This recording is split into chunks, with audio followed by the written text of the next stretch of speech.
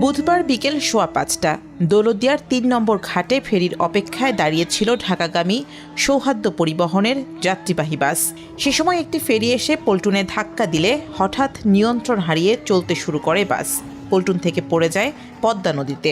এরপর মুহূর্তেই তলিয়ে যায় যাত্রী বোঝাই বাসটি। চলে যায় পল্টনের নিচে পানির ৯০ ফুট গভীরে। ঘটনার আকস্মিকতা ও ভয়াবহ এই দৃশ্য দেখে হতচকিত হয়ে পড়েন ঘাটে উপস্থিত জনতা। এদিকে কিছুক্ষণের মধ্যে ডুবন্ত বাস থেকে সাঁতরে তীরে উঠতে সক্ষম হন ১০ থেকে ১১ জন যাত্রী। প্রাথমিকভাবে উদ্ধার শুরু করেন স্থানীয়রা। এরপর যোগ দেয় ফায়ার সার্ভিসের ডুবুরি দল। তবে সন্ধ্যার পর থেকে তীব্র ঝড় বৃষ্টি শুরু হওয়ায় উদ্ধার অভিযানে বেগ পেতে হয় ডুবুরি দলকে। পরে অভিযানে যোগ দেয় উদ্ধারকারী জাহাজ হামজা।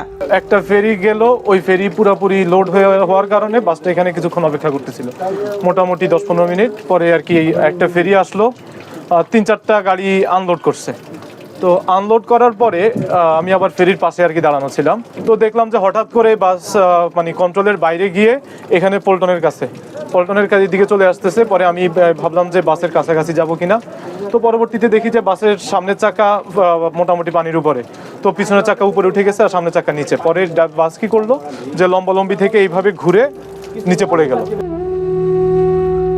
৬ ঘন্টারও বেশি সময় রুদ্ধশ্বাস চেষ্টার পর রাত 12:30টার দিকে বাসটিকে পদ্মা নদী থেকে টেনে পানির উপরে আনা হয়। সে সময় বাসের ভেতর থেকে একে একে বের করা হয় ১৪টি মরদেহ। এদিকে দ্বিতীয় দিনেও সকাল থেকে শুরু হয় উদ্ধার অভিযান। যারা আপনজনকে খুঁজে পাননি তারা অপেক্ষা করেন নদীর পাড়ে। বৃহস্পতিবার সকাল পর্যন্ত সব মিলিয়ে ২৩ জনের মরদেহ পাওয়া গেলেও পরে আরও ৩ জনের সন্ধান মেলে। সব মিলিয়ে ১১ জন নারী, ৭ জন পুরুষ ও ৮ জন শিশুর মরদেহ পাওয়া গেছে।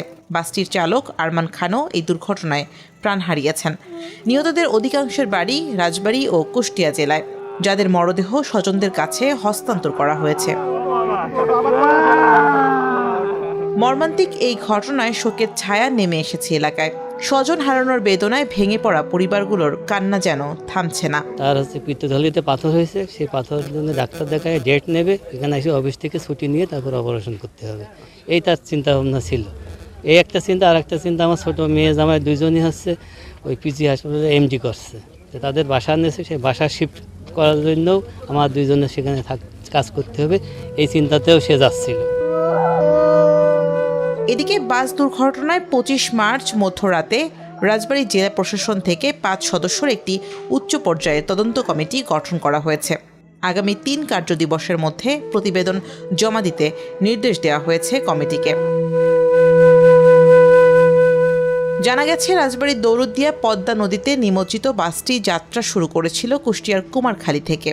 ঢাকার উদ্দেশ্যে বাসটি ছাড়ার সময় এটিতে মাত্র ৬ জন যাত্রী ছিলেন। এরপর একে একে বিভিন্ন কাউন্টার থেকে ওঠানো হয় প্রায় অর্ধশত যাত্রী।